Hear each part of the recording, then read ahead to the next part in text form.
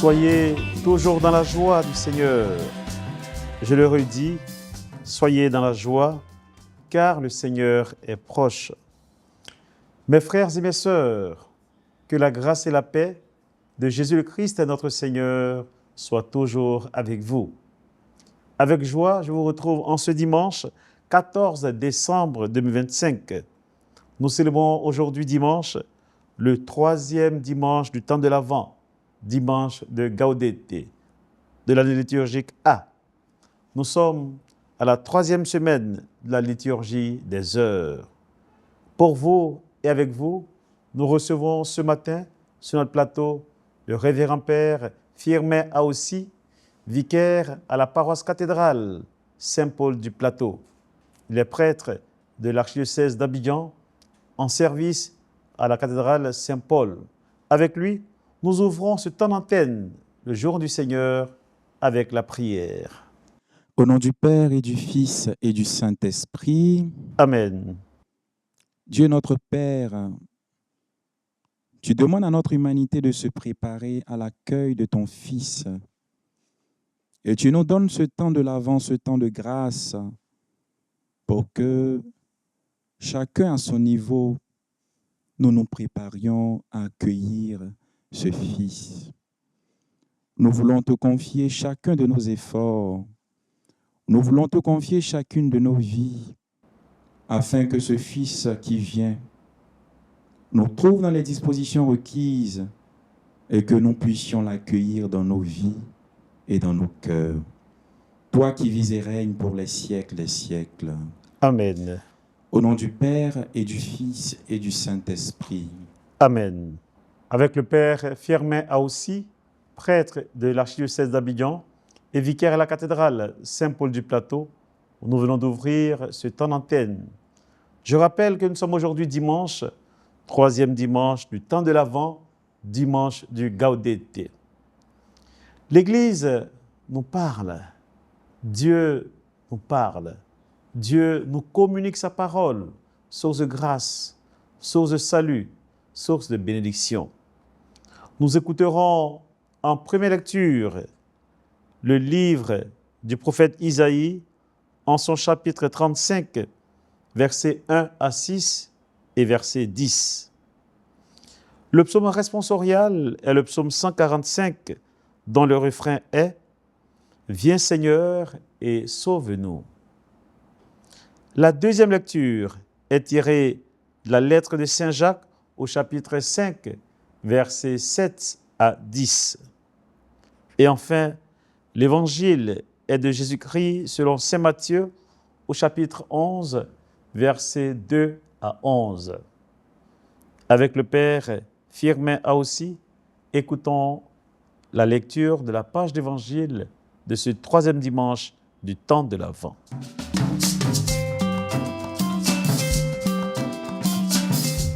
Le Seigneur soit avec vous et avec votre esprit. Évangile de Jésus-Christ selon saint Matthieu. Gloire à toi, Seigneur. En ce temps-là, Jean le Baptiste entendit parler dans sa prison des œuvres réalisées par le Christ. Il lui envoya ses disciples et par eux lui demanda : « Es-tu celui qui doit venir ou devons-nous en attendre un autre ?» Jésus leur répondit : « Allez annoncer à Jean ce que vous entendez et voyez. Les aveugles retrouvent la vue et les boiteux marchent. Les lépreux sont purifiés et les sourds entendent. Les morts ressuscitent et les pauvres reçoivent la bonne nouvelle. Heureux celui pour qui je ne suis pas une occasion de chute. » Tandis que les envoyés de Jean s'en allaient, Jésus se mit à dire aux foules à propos de Jean : « Qu'êtes-vous allés regarder au désert ? Un roseau agité par le vent ? Alors, qu'êtes-vous donc allés voir ? Un homme habillé de façon raffinée ? Mais ceux qui portent de tels vêtements vivent dans les palais des rois. Alors, qu'êtes-vous allés voir ? Un prophète ? Oui, je vous le dis, et bien plus qu'un prophète. C'est de lui qu'il est écrit : « Voici que j'envoie mon messager en avant de toi, pour préparer le chemin devant toi. Amen, je vous le dis, parmi ceux qui sont nés d'une femme, personne ne s'est levé de plus grand que Jean le Baptiste. Et cependant, le plus petit dans le royaume des cieux est plus grand que lui. Acclamons la parole de Dieu. Louange à toi, Seigneur Jésus. Alors Père, nous venons d'écouter cette belle page d'évangile tirée de Saint Matthieu chapitre 11, versets 2 à 11. Alors avant que nous ne parlions de cette page d'évangile, mon Père, dites-nous, le temps de l'Avent, est-ce que vous pouvez nous faire quelques rappels sur ce temps liturgique que l'Église vit? L'Église est consciente de l'importance de la préparation dans la vie de tout homme, de toute réalité, parce que la préparation, en vérité, vaut l'acte. Un bon joueur, ce n'est pas sur le terrain qu'il va pour apprendre à jouer au foot, par exemple. C'est déjà l'entraînement qu'il met les dispositions qu'il faut pour que le jour du match, il soit au top. Pour nous aider justement dans ces préparatifs, à ce grand événement de la naissance de notre Sauveur, l'Église nous donne ce temps-là, qu'on appelle le temps de l'Avent. Le temps de l'Avent n'est donc pas une naissance, n'est pas né avec le Seigneur Jésus lui-même, parce que Jésus a institué beaucoup de réalités, mais également l'Église en a institué elle-même pour nous aider à vivre les mystères de notre foi. Le temps de l'Avent fait justement partie de ces dispositions que l'Église, dans sa grande bonté, dans sa grande providence, sous la motion de l'Esprit Saint, a institué. Le temps de l'Avent, donc, est ce temps-là qui nous prépare, d'une part, à accueillir le Sauveur qui vient à Noël. D'autre part, ce temps nous prépare également à accueillir le Sauveur qui viendra à la fin des temps. Et ces préparatifs sont très importants dans la mesure où Jésus vient, il vient bientôt, mais à la fin des temps, il sera là. Dans quelle disposition serons-nous pour le recevoir et pour l'accueillir? Le temps de l'Avent commence le dimanche le plus proche du 30 novembre et s'étend sur 4 semaines. Premier dimanche de l'Avent, deuxième dimanche de l'Avent, le troisième, le quatrième dimanche de l'Avent et se termine dans la nuit de Noël, la nuit du 24 décembre. Le temps de l'Avent est donc un temps, un moment de grâce, un moment de bénédiction que l'Église nous donne pour nous préparer à célébrer ce grand événement de la naissance de notre Sauveur et en fin de compte à l'accueillir à la fin des temps. Alors mon Père, c'est donc dire que le temps de l'Avent est un temps important pour cette préparation spirituelle au grand avènement du Fils de l'homme dans notre histoire. C'est ça. Alors, le Seigneur vient à Noël, c'est une venue, mais cette venue n'est pas la dernière. Un jour ou l'autre, nous serons face à notre Sauveur et il nous fera bien sûr rendre compte de notre gestion ici dans le monde, de ce que nous avons été, de ce que nous avons fait. Et là, il aura beaucoup à dire. En nous demandant de nous préparer à accueillir le Sauveur, l'Église veut en même temps ouvrir nos yeux sur cette réalité de la fin des temps et à chacun de pouvoir s'y préparer. Merci à chacun de s'y préparer. Je rappelle qu'aujourd'hui, nous sommes au 3e dimanche du temps de l'Avent, dimanche qu'on appelle encore dimanche de Gaudete. Alors, mon Père, 3e dimanche du temps de l'Avent, dimanche de Gaudete, quelle est la particularité de ce jour? Alors, le Gaudete, c'est le 3e dimanche de l'Avent, comme vous l'avez signifié. C'est le dimanche de la joie. Et cette possibilité est offerte à nos églises de revêtir l'ornement rose en lieu et place du violet. Nos prêtres porteront le rose dans les églises où cela est possible, où nous avons cette possibilité d'avoir cette couleur liturgique.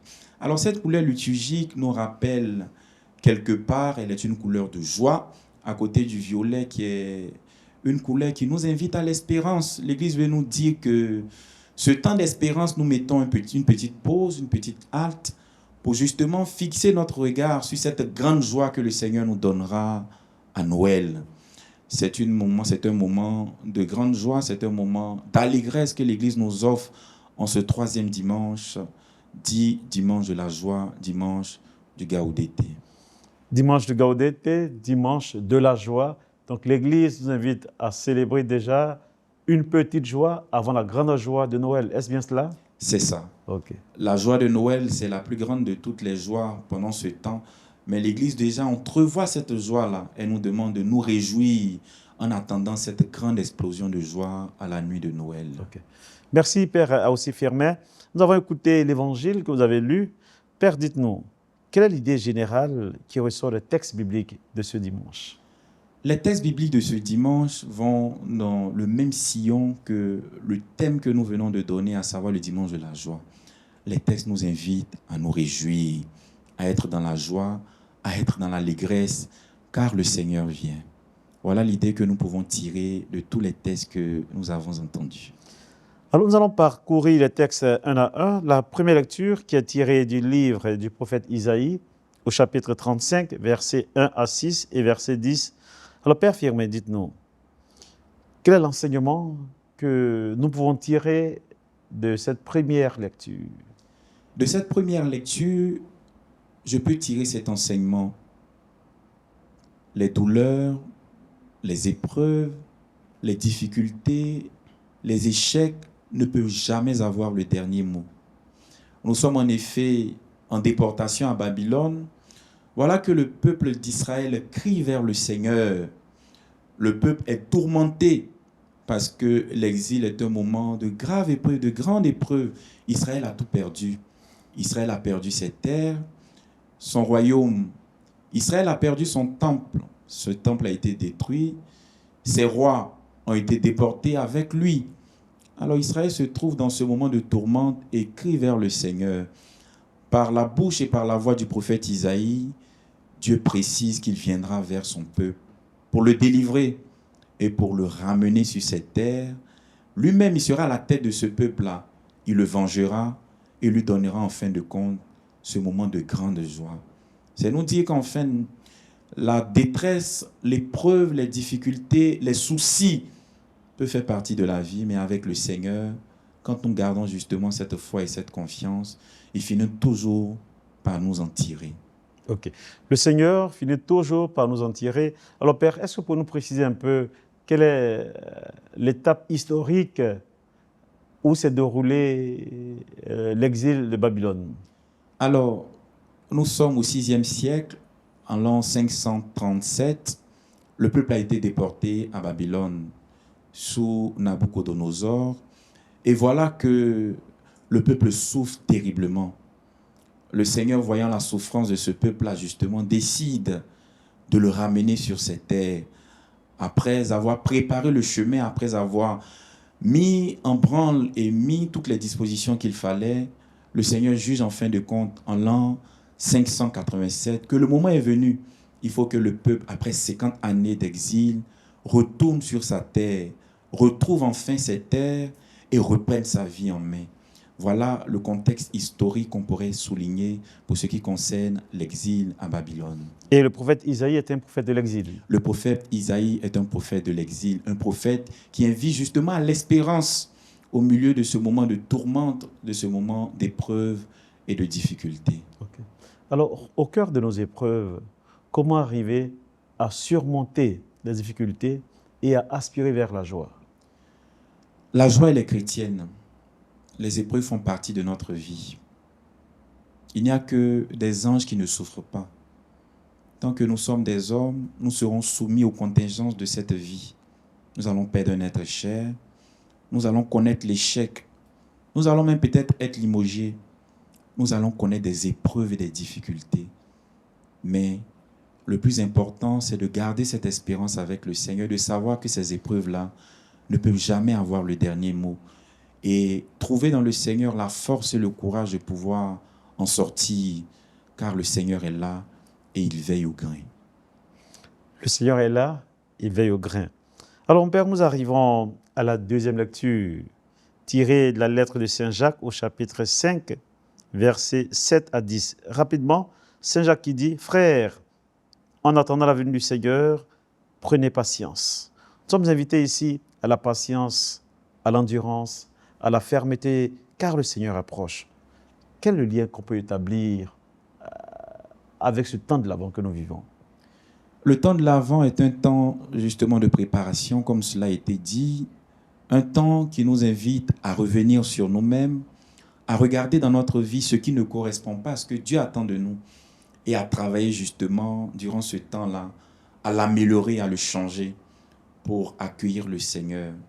C'est un temps qui nous demande justement de rester en tenue de service, de rester en veille pour nous préparer à accueillir le Seigneur quand il viendra. C'est un temps qui nous invite à la patience, mais pas une patience, j'ai envie de dire passive, une patience active.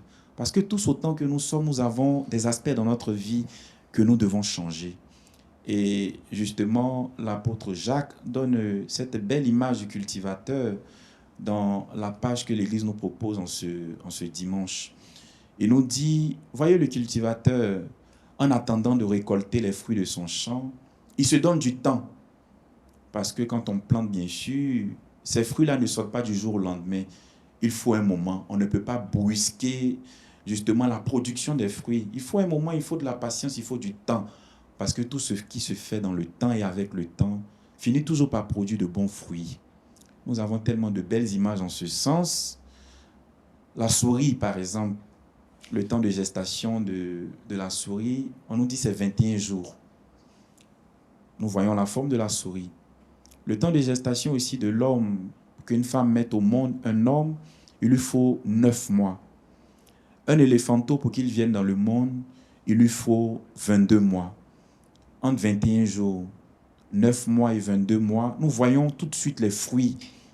Quand on prend du temps pour concevoir ce qu'on doit faire, les fruits qui en sortent, bien sûr, ils sont à la mesure du temps que nous nous donnons pour justement entreprendre en ce sens. Entre les 21 jours, les 9 mois et les 22 mois, nous avons justement le fruit qui sort justement de cette patience avec laquelle nous travaillons.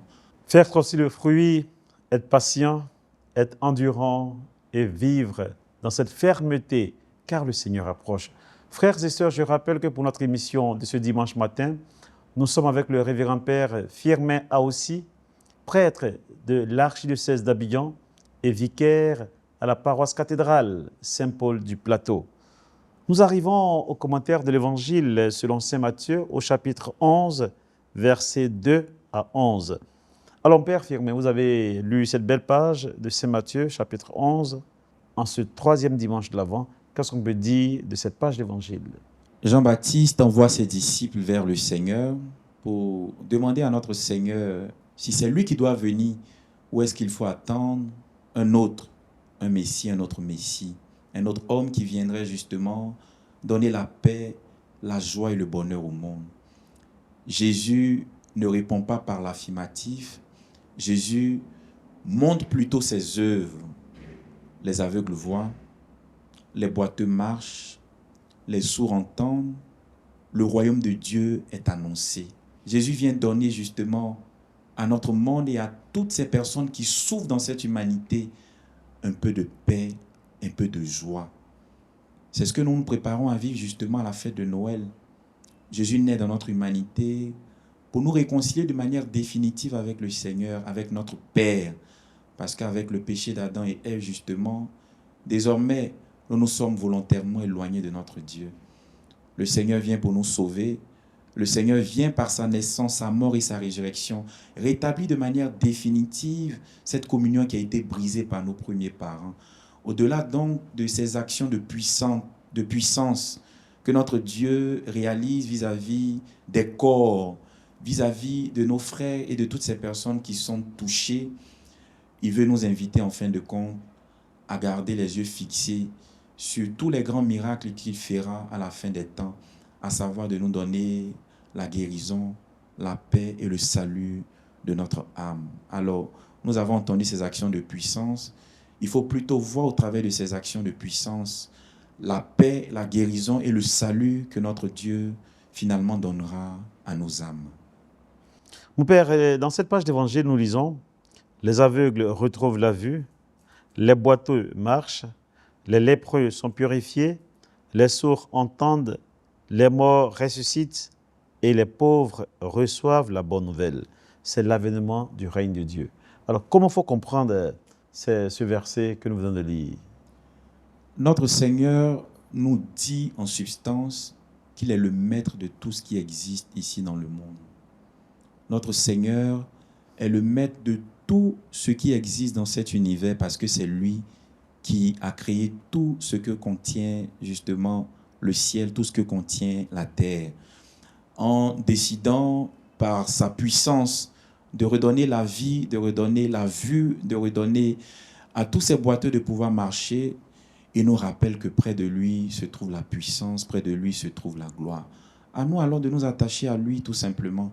À nous de marcher vers lui, à nous de demander également cette possibilité, ces grâces-là, de pouvoir marcher comme il se doit, parce qu'il est capable de le faire. Il l'a fait autrefois, il peut également le faire pour nous. C'est une belle invitation qui nous est faite à nous tous aujourd'hui, qui souffrons et qui sommes quelque peu soumis aux contingences de cet univers, de ce monde, de pouvoir garder les yeux fixés sur le Seigneur dans une grande espérance, car il est capable de faire pour nous ce qu'il a fait autrefois pour les hommes de son temps. Aujourd'hui, quelles sont les leçons spirituelles qu'on peut dégager de cette page d'Évangile? L'attente de notre Seigneur ne doit pas être une attente passive. Il ne faut pas croiser les bras pour dire que le Seigneur vient, le Seigneur viendra à la fin des temps, et donc qu'il vienne. C'est une interpellation qui nous est faite déjà de dire que nous devons travailler à quelque part changer de notre vie ce qui ne correspond pas à sa sainte volonté. Jésus, justement, dans l'Évangile, nous le montre. Il pose des actions de puissance. Et nous, quelles actions devons-nous poser dans nos différentes familles, dans notre pays, la Côte d'Ivoire? Quelles actions devons-nous poser au travail? Quelles actions devons-nous poser vis-à-vis de nos églises? Il y a tellement à faire. Il y a tellement à entreprendre pour que justement cette action, cette patience, cette attente ne soit pas une attente passive, mais plutôt active, qui nous met en action.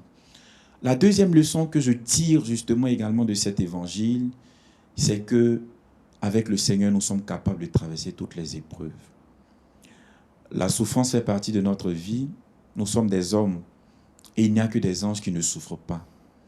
Au milieu de cette souffrance, il nous faut garder tout simplement la foi, car le Seigneur viendra au moment où lui-même aura décidé de nous tirer de ces épreuves, viendra nous tirer de ces épreuves. Père Hervé, il nous arrive dans nos moments d'épreuve et de difficultés de penser que Dieu n'est pas là, de penser que le Seigneur se plaît à nous voir souffrir. Pourtant non, quand nous souffrons, le Seigneur est là, Dieu souffre avec nous. C'est une belle invitation qui nous est donnée, de toujours garder la joie, même au milieu de ces épreuves, de ces souffrances. Et justement, ce matin, des malades dans les hôpitaux, dans les cliniques, à la maison, suivent notre émission Le Jour du Seigneur. Un message à leur endroit. La maladie ne peut pas et ne doit pas nous éloigner de Dieu. La maladie relève justement des contingences de notre monde, parce que nous sommes limités. Nous tomberons tous malades, parce que nous sommes limités. Un jour ou l'autre, peut-être, nous allons faire un accident, perdre un membre. Mais ce n'est pas pour autant que ces contingences-là doivent nous éloigner de Dieu, parce que nous allons commencer à respecter. Nous allons commencer à dire, mais pourquoi le Seigneur décide que ce soit moi? Pourquoi le Seigneur permet que cette épreuve-là puisse m'arriver? Nous sommes des hommes, nous sommes soumis à tout ceci. Nous allons perdre un être cher, perdre notre père, perdre notre mère, perdre notre époux, perdre notre conjoint. Mais gardons la foi, gardons cette espérance. Tout ceci ne dépend pas de nous, ces contingences extérieures. Par contre, garder la foi et garder la joie dépend de nous, dépend de nos émotions, dépend justement des dispositions de notre cœur. Que le Seigneur, donc, en ce dimanche, nous aide à garder cette foi, à garder cette joie, au-delà de toutes les épreuves que nous pourrons subir, de toutes les épreuves que nous pourrons rencontrer, car il nous entourera au moment où lui-même aura décidé.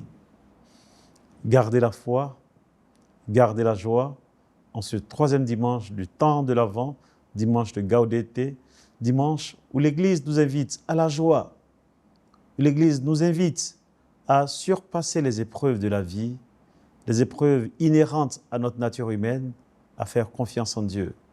Gardez la foi, gardez la joie. C'est le message que le Père vient de nous transmettre de la part de Dieu. C'est le message que le Père Firmin Aoussi vient de nous communiquer. Alors Père Aoussi, nous sommes pratiquement au terme de notre émission. Pour ceux qui viennent de nous prendre en marche, qu'est-ce qu'on doit retenir de ce troisième dimanche du temps de l'Avent. Gardez la foi, gardez notre joie qui sont des dispositions de notre cœur, en dépit de tout ce que nous pourrons rencontrer d'épreuves et de difficultés dans la vie. Merci infiniment. Nous étions ce matin avec le révérend père Firmin Aossi en ce troisième dimanche du temps de l'Avent, dimanche du Gaudete. Gardons la foi, gardons la joie, car le Seigneur approche. Malgré nos épreuves, le Seigneur est fidèle. Le Seigneur ne peut jamais nous abandonner. Marchons avec confiance vers lui et il nous conduira vers le bonheur sans déclin. Il nous conduira sur le frais pâturage. Alors Père a aussi, avec l'équipe de production de cette émission Le Jour du Seigneur, avec à sa tête le réalisateur Alain d'en haut, je voudrais te dire merci. Merci infiniment pour cette spontanéité, cette joie et cette jeunesse dans le ministère sacerdotal, mais surtout cette jeunesse dans la vie, dans le ministère, dans la charge que le Seigneur vous a confiée. Et votre mot de fin pour clore cette émission avant la prière et la bénédiction que vous allez nous accorder de la part du Seigneur. Mon mot de fin, ce sont des mots de remerciement à votre endroit pour la confiance, pour le choix de notre personne. Vous nous avez conviés sur ce plateau pour que nous puissions partager la parole de Dieu. Merci pour cette confiance et surtout courage que le Seigneur vous donne sur tous les rudiments nécessaires à vous et à toute votre équipe pour mener à bien cette mission qu'il vous assigne. À tous nos frères et sœurs qui nous suivent, ce dimanche est le dimanche de la Caritas.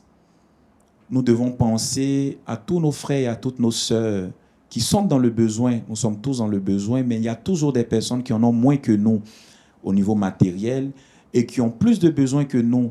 Pensons à eux. Déjà en priant pour eux, pensons à eux, en faisant la quête, en participant à l'offrande qui sera faite pour les soutenir et pour les aider. Pensons à eux, en leur offrant ce que nous avons pour qu'ils puissent vivre de manière digne. Le Seigneur lui-même nous retournera tout ceci en bénédiction et en grâce. À tous et à toutes, bon dimanche de la joie. Que rien, absolument rien, ne nous ravisse cette joie de vivre en Église. Amen. Amen. Mon Père, veuillez clore cette émission avec la prière et nous accorder la bénédiction de la part du Seigneur. Au nom du Père et du Fils et du Saint-Esprit. Amen. Seigneur notre Dieu, nous voulons te rendre toute la gloire. Toi qui as été au cœur de cette émission, toi qui nous as disposés et toi qui nous as donné les mots et les paroles que tu voulais donner toi-même à ton peuple.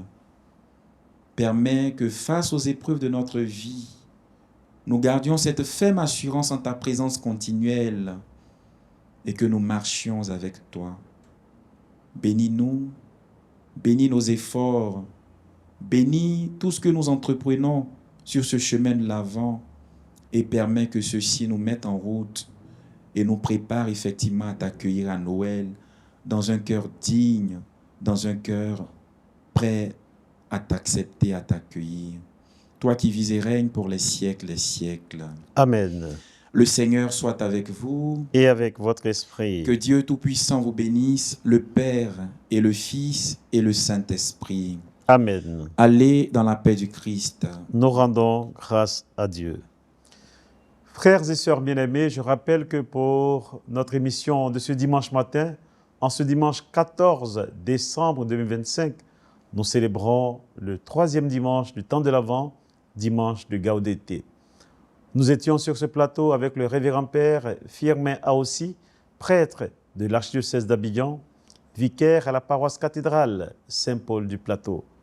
Au nom de toute l'équipe de production, nous lui renouvelons notre infinie gratitude pour la spontanéité, pour la joie et pour l'intelligence dans le décryptage des textes de ce dimanche. Pour la deuxième partie de notre émission, restez toujours en notre compagnie. Je rappelle que nous sommes en ce dimanche avec l'Alliance biblique de Côte d'Ivoire. Nous parlerons de la Bible. Pourquoi la Bible en plusieurs versions? Pourquoi la Bible en plusieurs propositions, plusieurs caractères? Pour mieux le comprendre, avec l'Alliance biblique de Côte d'Ivoire, allons à la découverte de ce reportage qui a été réalisé depuis le Kenya. Merci à vous tous, merci à vous toutes. Bon dimanche et que le Seigneur vous bénisse.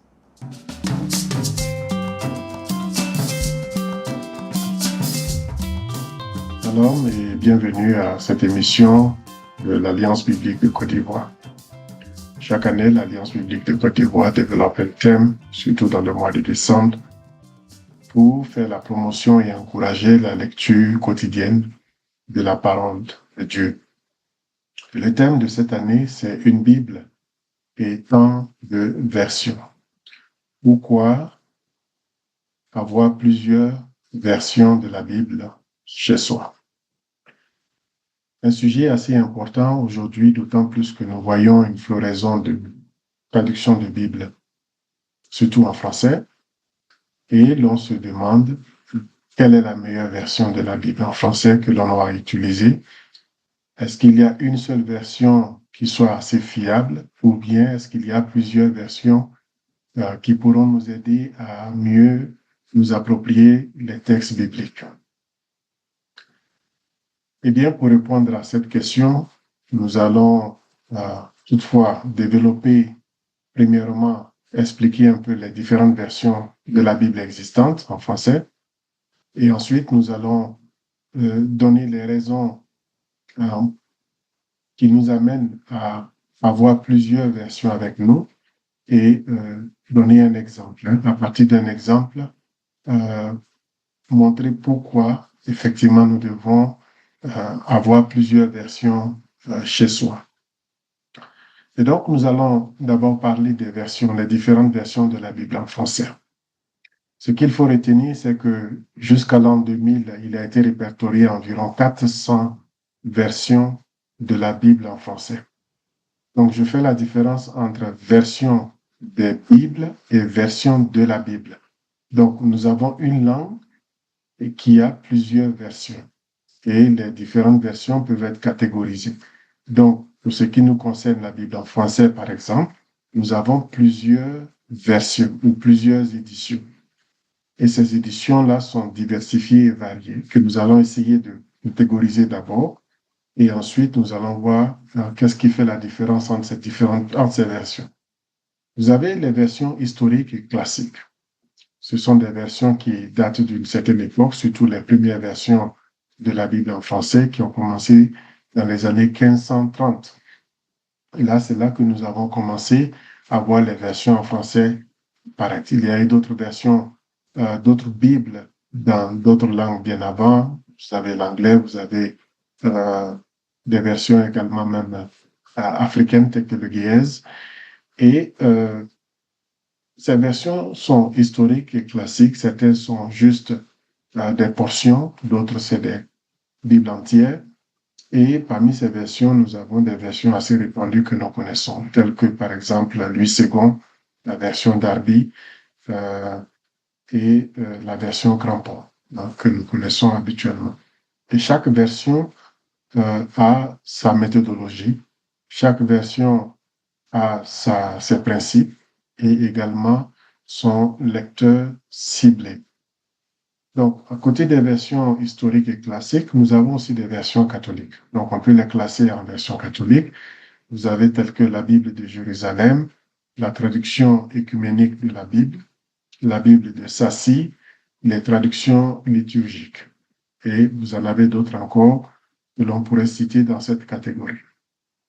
La Bible Tob, particulièrement qu'on appelle la traduction écuménique de la Bible, est un projet interconfessionnel qui a été dirigé par l'Alliance biblique universelle et qui a mis ensemble des académiciens, aussi bien catholiques que protestants, pour travailler sur la traduction des textes bibliques à un niveau assez quand même élevé.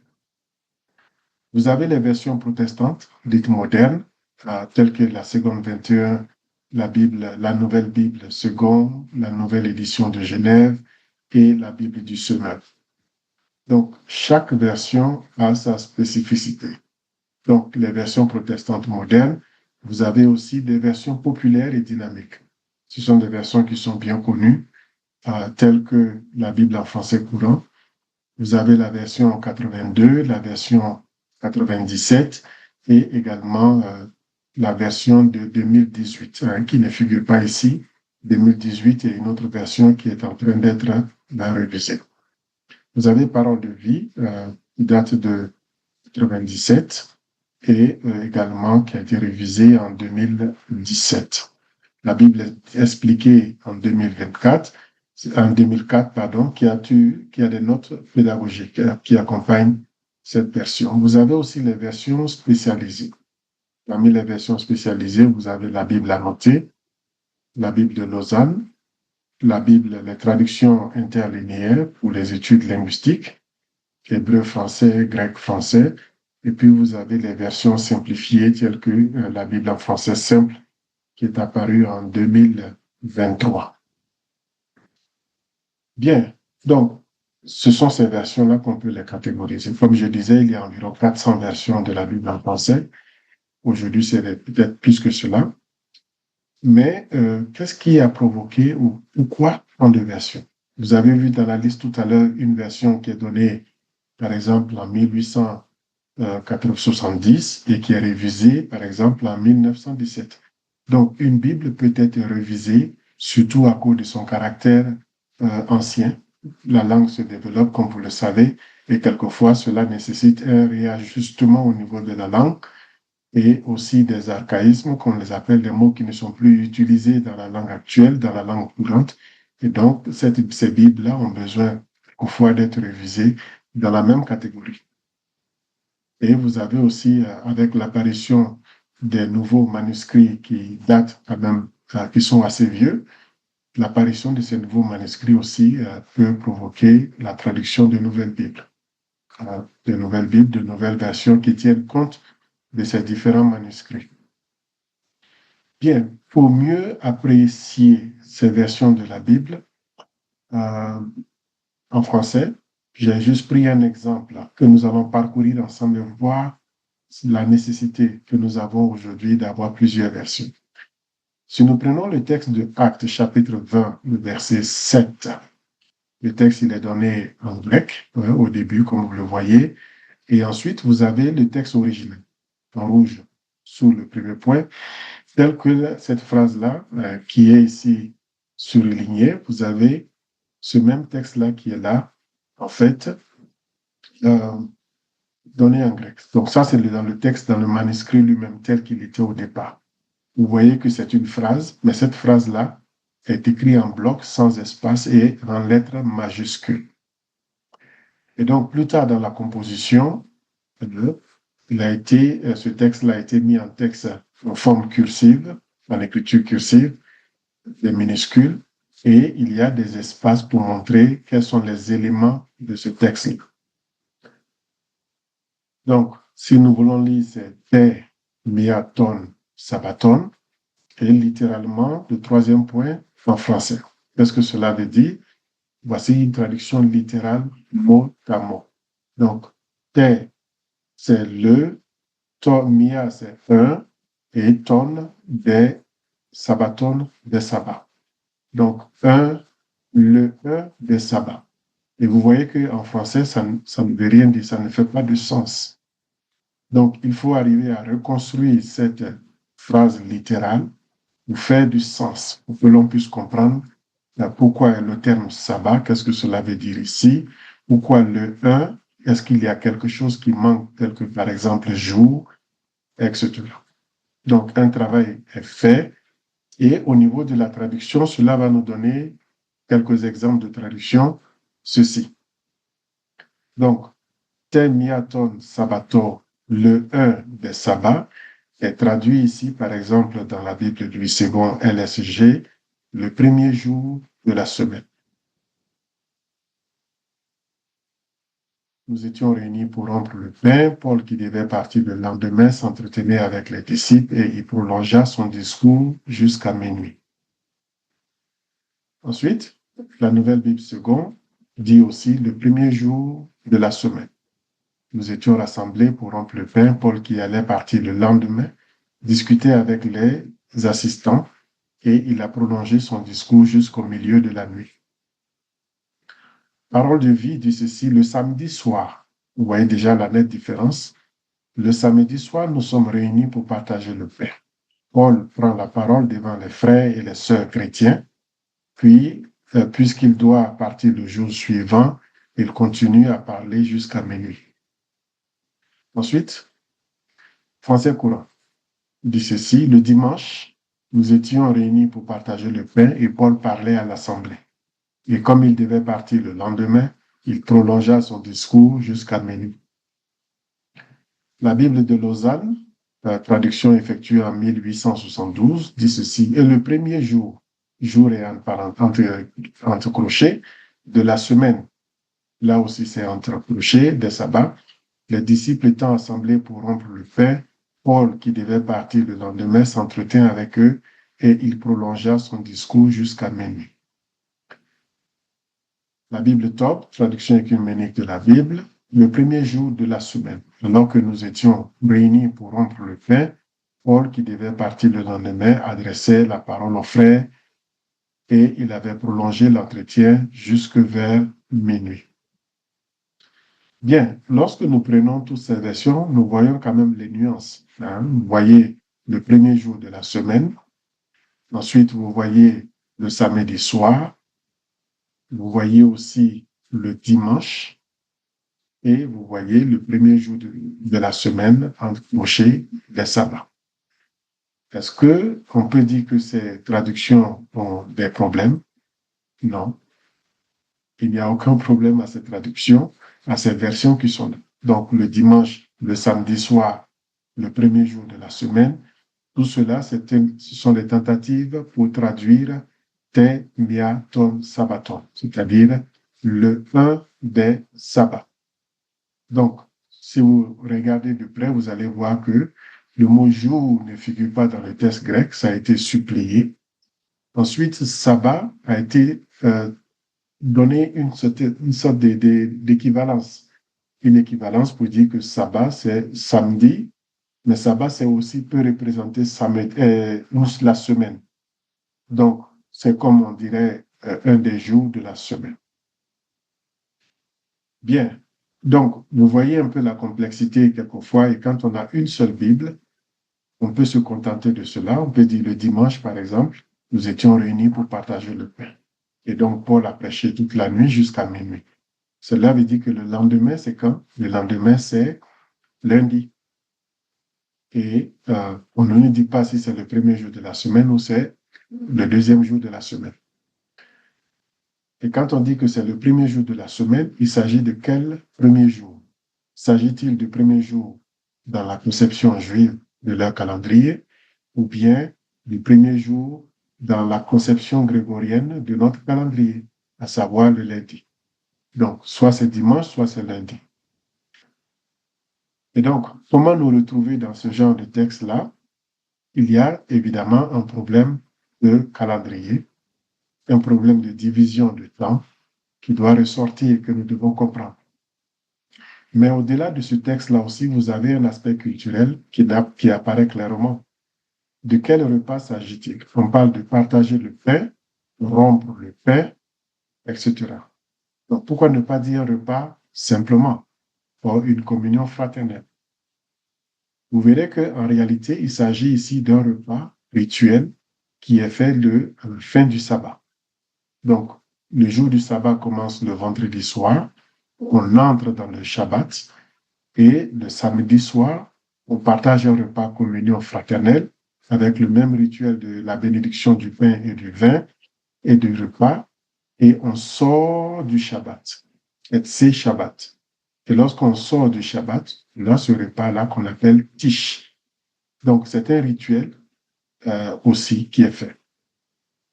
Mais de la manière dont nous voyons ce texte-là, nous ne sentons pas qu'il y a en fait un rituel et que cela représente tout simplement un repas, peut-être un repas d'adieu, parce que Paul devrait tout simplement voyager. Et donc, au regard de tous ces points-là que cache ce texte, qu'est-ce qu'il faut faire? Est-ce qu'il faut se limiter simplement au samedi soir, au dimanche, premier jour de la semaine? D'où la nécessité d'avoir plusieurs versions chez soi. Et en lisant ces différentes versions, cela nous rapproche davantage du sens originel que nous avons. Donc, il existe plusieurs versions de la Bible en français, comme je l'ai dit. cette variété n'est pas pour distraire ou diluer la parole de Dieu, comme beaucoup le diraient, mais plutôt pour enrichir notre connaissance spirituelle et également qu'elle soit accessible à tous. Dieu parle toutes les langues. Dieu n'est pas limité à une seule langue et Dieu s'adresse à toute sa création dans la langue qui lui sied. Deuxièmement, nous avons la difficulté d'accéder au texte original, que ce soit l'hébreu, le grec ou l'araméen. Et comme vous l'avez constaté ici, le texte en hébreu, en grec lui-même, le premier manuscrit et la composition que nous avons vue, très peu d'entre nous ont cette habilité-là de lire le texte directement de l'hébreu, de le traduire en français, ou de le lire en grec, également de le traduire en français. Donc, cette difficulté d'accès et de compréhension même des textes originaux doivent nous amener à avoir une panoplie de versions afin de pouvoir les comparer et nous rapprocher davantage du texte original. Et c'est ça qui est important. Ensuite, les versions de la Bible aussi sont fonction des lecteurs visés. Donc, lorsque vous avez ces différentes versions, on traduit pour un public bien précis. Et ce public-là, ça peut être des enfants. C'est pourquoi vous avez des Bibles pour l'enfant. Vous avez des femmes, des Bibles qui sont dédiées uniquement pour les femmes. Et des Bibles qui ont un niveau, pour ceux qui ont des niveaux d'éducation assez bas et ceux qui ont des niveaux d'éducation assez élevés. Tel que le Tob, par exemple, qui est assez littéraire par rapport à Parole de vie, qui a été fait pour des personnes qui ont un niveau du CM2, un niveau primaire CM2. Parole de vie leur est adressée. Vous avez la Bible en format pour les sourds, la Bible en format pour les aveugles, etc. Donc, cette diversité-là, également, nous amène à avoir plusieurs versions de la Bible. Vous avez des versions qui sont proches ou non de la structure des textes originaux. Donc, des versions qui sont assez littérales, qui essaient de suivre le mot à mot du grec, le mot à mot de l'hébreu, et vous avez des versions qui s'éloignent du mot à mot, mais qui restent dans la dynamique. Donc, au lieu de dire, par exemple, le premier jour de la semaine, certaines versions vont directement pour dire le dimanche ou le samedi, pour que nous puissions comprendre en fait quel est ce premier jour de la semaine. Donc, il donne une explication en même temps au sens de ce texte-là. Et puis, vous avez aussi des versions qui sont proches ou non de la culture biblique. Donc, il y a des versions qui sont proches de la culture biblique, qui font ressortir quelle est cette culture-là, de quoi il est question dans ce passage. Et vous avez aussi une autre version qui peut tout simplement nous expliquer dans notre culture à nous ce que le texte original est en train de vouloir dire. Et enfin, vous avez besoin de clarté dans la compréhension du texte original, puisque nous sommes limités dans notre compréhension du texte en grec ou en hébreu. Alors, ce désir de comprendre doit nous amener à comparer ces versions pour mieux saisir la profondeur des textes. Et dans ce cas, plusieurs versions nous aideront à l'atteindre. Est-ce qu'il y a une version qui peut apporter cette clarté entièrement? Je dirais, chaque version a ses limites aussi. Et chaque version ne représente pas exactement les textes originaux dans son contexte proche des textes originaux, du contexte culturel, ou tout simplement dans un contexte beaucoup plus élargi. Ensuite, vous avez, pour revenir à notre contexte, les membres d'une même famille ont besoin de versions adaptées à la situation. Dans une famille, nous avons le père, la mère, nous avons les enfants. Donc, on ne peut pas avoir une version, par exemple, la version de Lausanne, qui date de 1872, et vouloir la lire en famille. Certainement que le français de l'époque sera assez difficile à comprendre. Un français est beaucoup plus archaïque, avec des constructions grammaticales assez différentes de nos jours. Et donc, une adaptation permettrait que chaque membre de la famille ait une version assez différente et qu'il soit adapté à son niveau, par exemple. Ce qui revient à dire une chose. Toutes ces versions que nous avons, en réalité, ces versions ont un point commun. Le message reste le même. Il est habillé de différentes manières. le message reste le même, mais il est habillé de plusieurs manières. La Bible en français que nous utilisons est aussi une traduction. Elle n'est pas l'original. Le français est la langue qui a été utilisée pour traduire les textes originaux pour le public français. Donc, quand vous prenez la Bible en français courant, cette Bible-là n'a pas été traduite pour un public africain francophone. Non, elle a été traduite pour un public francophone ou français, si vous voulez, d'un niveau secondaire pour faciliter la compréhension. Donc, Bible en français ne signifie pas l'original. C'est une langue, comme toutes les autres, qui a également traduit les textes originaux dans cette langue-là. Et donc, nous recevons les textes, la parole de Dieu dans une langue qui n'est pas la nôtre au départ, que nous avons adoptée, qui a servi pour notre éducation. Et donc, cette langue-là aussi a ses limites dans la représentation, dans la traduction de certains termes bibliques. Donc, elle a aussi ses limites. Et enfin, le besoin de s'assurer que ce qui est dit est exact selon Actes chapitre 17, le verset 11, où il est dit que les disciples, les croyants ont reçu la parole de Dieu avec joie et chaque jour, ils étaient ensemble en train d'examiner les Écritures pour voir si ce qui est dit était vrai. Donc, examiner les Écritures, c'est aussi avoir plusieurs versions, les lire ensemble pour pouvoir comprendre, les comparer afin de tirer le meilleur de ces textes bibliques. Et donc, l'Alliance biblique de Côte d'Ivoire vous encourage à avoir plusieurs versions chez vous pour les besoins de la famille, pour votre édification spirituelle et pour une bonne compréhension de la parole de Dieu, y compris la Bible dans votre propre langue. Que Dieu vous bénisse. Merci.